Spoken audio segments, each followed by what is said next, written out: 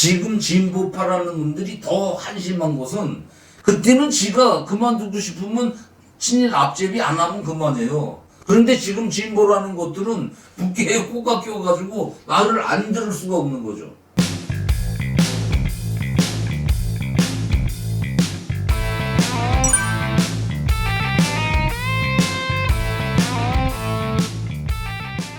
외놈들은 제일 먼저 조선인들을 앞세워가지고 이 조선 안에 진보파를 형성해서 그들을 앞제비로 해가지고 조선을 침탈했습니다. 지금 형국이 때와 아주 똑같습니다. 첩자들을 조선에 들여보내서 조선 팔도 정탐을 시작하지만 조선은 여전히 대원군파, 민비파가 서로 적폐청산한다면서 강파 싸움질을 하고 있었습니다.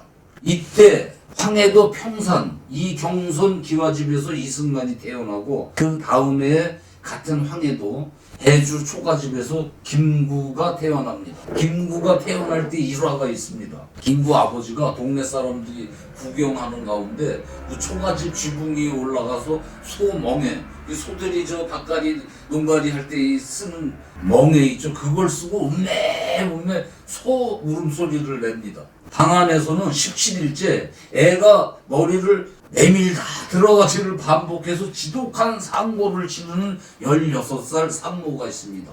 애 아비가 지붕 위에서 소 울음소리를 내면 애를 빨리 낳을 수 있다는 미신에 따라서 김구 아버지가 지붕 위에 올라가서 소 울음소리를 내고 있는 겁니다. 동네 노인이 김구 아버지를 쳐다보면서 이보게 그렇게 해서는 안 되네. 자네 마누라 죽이고 싶은가? 더 크게 울게. 자네가 지금 내는 건 개소리네. 속처럼 울어. 막 이러면 이제 김구 아버지는 있는 힘을 다해가지고 매 웁니다. 그렇게 해서 김구 선생이 태어납니다. 김구보다 한 살 위 이승만은 왕족, 양반으로, 그리고 김구는 상민 신분으로 태어납니다. 이승만이 태어나던 그해 이등방문이죠, 우리말로. 이토 히로부미가 조선 팔도를 쑤시고 다니는 첩자들 정보를 취합해가지고 드디어 조선 왕 목에 칼을 들이댈 때가 됐다고 판단을 해가지고 그의 친식 대포로 무장한 군함 은요호를 광화도에 보내가지고 조선군 진지를 박살내고 영종도에 상륙해서 활과 창으로 맞서는 조선군을 총으로 쏴 죽입니다. 이토가 조선군 전투력을 측정하고 고종의 반응을 살피려는 겁니다. 이때 조선군은 그 임진왜란 때 이순신 장군 때 외놈들이 버리고 간 조총 몇 자루 들고 대항을 했어요. 조선군은 36명이 죽고 일본군은 한 명도 안 죽었습니다. 뭐 2명인가 무릎팍까지 그 경상을 입었다는 기록입니다. 그도 그럴 게 외놈들 총은 500보 바깥에서 명중을 시키는데 조선군 총은 100보도 안 나가는 그 한 발 쏘려면 그 긴 총심에다가 화약을 넣고 이렇게 쑤셔가지고 거기에 불을 붙여서 쏘는 구식이기 때문에 그렇게 된 거예요. 일본군은 전리품으로 조선군 16명을 산채로 잡아가지고 유해히 돌아갑니다. 보고를 받은 조종은 대신들한테 일본에 대해서 물어보는 겁니다. 일본이 어떤 나라냐? 아는 놈이 없어요. 대신들은 여전히 대원군파, 민비파 나뉘어가지고 적폐청산한다고 싸움질로 하루하루를 보냅니다. 지금은 정적을 적폐로 몰아가지고 감옥에 넣어서 죽이지만 그때는 망나니 칼로 목을 쳤어요. 이 같은 조선을 보고 있던 이토가 그 다음에 1월 새해 벽두부터 병사 800명을 대포로 무장한 군함 7척을 조선으로 보냅니다. 이때 일본은 비행기를 만들어내고 있었습니다. 일본 군함이 강진포 앞바다에 와서 경복궁으로 쳐들어가겠다면서 대포를 꽝꽝 쏘며 겁박을 합니다. 조선군은 화급히 그 행주대교에 있는데 거기하고 여의도에다가 화승총을 든 포수하고 활을 든 군수를 배치하고 고종은 급히 대신들과 대책회의를 합니다. 폐하, 우리 군은 저들의 신신무기를 막지 못합니다. 장군이 기어들어가는 목소리로 고하며 고종은 그들의 화포가 그토록 강하단 말이오. 그래서 1월 17일 고종은 신하를 보내서 심략군들을 만나게 합니다. 일본 대표는 고종이 보낸 신하들에게 조약서를 들이밉니다. 조약서에는 일본인들이 와서 살면서 마음껏 장사할 수 있는 항구 2곳을 내놓고 그곳에서는 그 일본인들이 범죄를 저질러도 조선은 심판할 수가 없다. 그리고 일본 배들이 조선 해안을 샅샅이 돌아다니면서 지도를 그리는데 조선은 협조해라 이런 내용입니다. 그 조약서를 읽은 신원이 화를 내면서 서류를 내팽개치니까 그러다가 그래?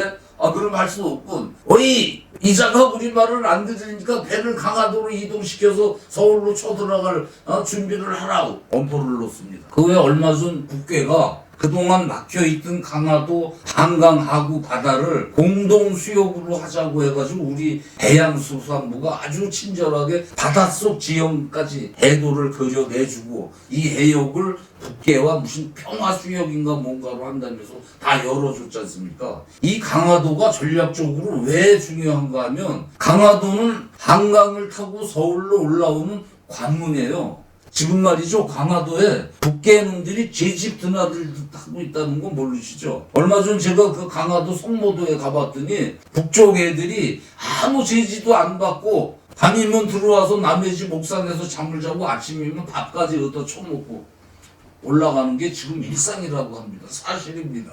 평화지역인데요. 주민들이 신고하면 귀찮으니까 뭐 신고한다고 돈 주는 것도 아니고 오라가라 하니까 이게 아주 일상이래요. 자주 그런데요. 이 바닷속 지형까지 상세히 그려주었으니 북해 군대가 반잠수정을 타고 강화도에서부터 여의도까지 들어와서 해병대 복장으로 총질을 하면서 순식간에 서울 주요 기관 점령하면요. 미국도 어쩔 수 없을 겁니다. 아무튼 일본이 내민 조약서를 읽은 고종이 시퍼렇게 질려가지고 대신 회의를 엽니다. 신하들은 고종에게 전하 저들을 자극하면 도성이 공격을 받으니 일단 저들의 제의를 받아들이시옵소서. 당신은 힘 있는 나라가 힘 없는 나라를 마음대로 잡아먹는 식민지 쟁탈 시대였지 않습니까? 지금도 마찬가지입니다. 국제관계는 힘이 없으면 잡아먹히는 겁니다.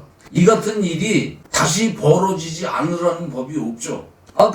북해는 핵폭탄이 있는데 미국이 없으면 우리는 꼼짝없이 고종장 나는 겁니다. 고종 신하들은 외놈들을 받아들여야 한다, 말아야 한다, 띠따붙다 말싸움질을 하지만 고종은 어쩔 수 없이 일본을 받아들이기로 합니다. 그래서 조선 대신들은 술상을 차려놓고 외놈들과 마주 앉아 우리 폐하께서 그대들의 간청을 허락하시어서 다음 달에 조약서에 도장을 찍을 테니 오늘은 양국 실무자들끼리 허심탄회하게 회포나 푸십시다. 양국 실무자들 많이 들어본 얘기죠. 요즘 이북 애들하고 우리 정부하고 만나면 실무자 회의가 어쩌고 하는데 일본 놈들은 이미 조선 팔도 밑군영까지 다 들여다본 첩자들로 이 자리에 나온 조선 대신들 집구석에 숟가락이 몇 개 있는 것까지 다 알고 있었습니다. 이 외놈들이 볼 때 조선 대신들은 애국심이라고는 쥐전만큼도 없는 국제정세에 깜깜한 한심무쌍한 놈들이었을 겁니다. 나는 이 대목이 우리나라 기업가들 몰고 올라가서 냉면이 목구멍에 넘어가냐는 핀잔을 들으면서 냉면을 처먹던 삶은 소대가리, 그때 조선 대신들이나 그 삶은 소대가리나 막상막하 똑같다는 생각이 술잔이 도는 가운데 포섭 대상을 찾던 일본 군수업자로 유장한 첩자 쇼이치가 돈이라면 환장하는 송병준이를 알아보고 우리 군대에 식량을 납품할 회사가 필요한데 조선에 그럴 만한 회사가 있겠소 소개 좀 해주시오. 이렇게 넌지시 미끼를 던집니다. 그러자 병준이가 거드름을 피면서 얼마나 투자할 거요? 쇼이치가 한 1,000만 냥, 지금 돈으로 한 100억 이 정도겠죠. 그러자 그냥 송병준이가 허리를 확 꺾으면서 쇼이치 손을 잡고 조선은 국법으로 외국인과 회사를 차리지 못하게 되어 있지만 나는 당신들을 믿을 것이오. 나를 믿으시오. 이 소리 다른 사람들 하지 마시오.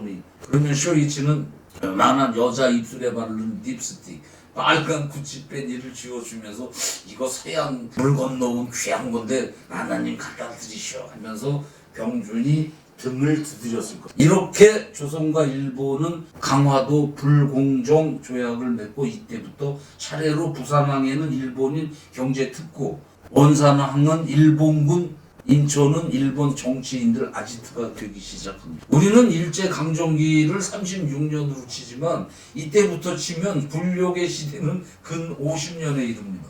조선과 일본의 불공정 조약이 맺어지자 이 또는 이제 조선이 올가미에 걸렸다면서 그동안 수고한 신하들에게 상을 내리고 술판을 벌이면서 이제 우리는 조선 옆구리에 바늘을 꼽았다. 다음은 송곳을 꼽고 그 다음은 작대기가 들어가 휘저으면서 결국 조선 왕 대가리를 깨부시고 조선을 우리가 점령할 것이다.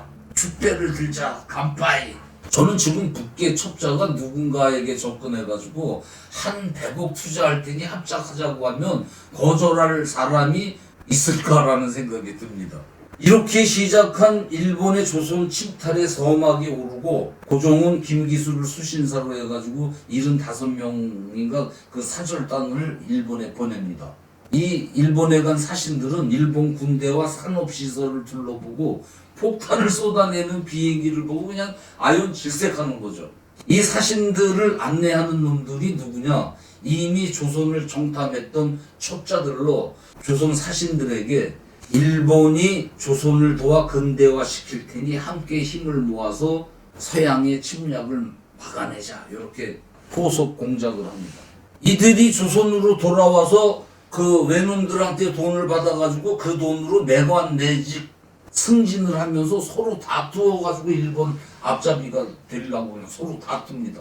그리고 이들끼리 또 모여서 진보 정당을 만들어가지고 일본인들한테 개방되는 지역에 영사관, 우체국, 경찰서, 은행, 뭐 신문사 이런 거 만드는데 지들이 앞장서가지고 이게 뭐 개화라 그러면서 그리고 전국 도지사들과 하고 그 협작을 해가지고 전국에 있는 금을 모아서 외놈들에게 팔면서 한편으로 농부들한테 송금을 주는 거죠. 그리고 소출을 빼앗아가는 그 고리 대금 방법으로 흉년이 들어도 얘들은 손해를 안 봐요. 돈 받았으니까 어떻게 하든 열가마를 내야 됩니다. 근데 풍년이 들면 또 막대한 이득을 보게 됩니다.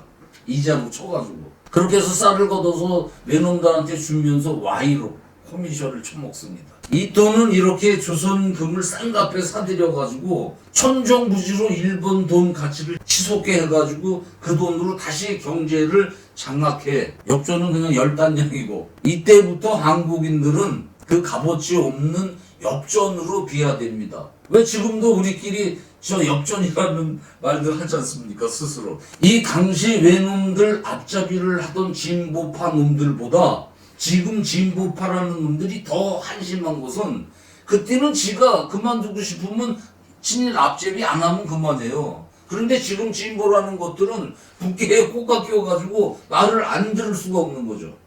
다음 편에서는 본격적으로 친일 앞잡이들 행적을 살펴보겠습니다.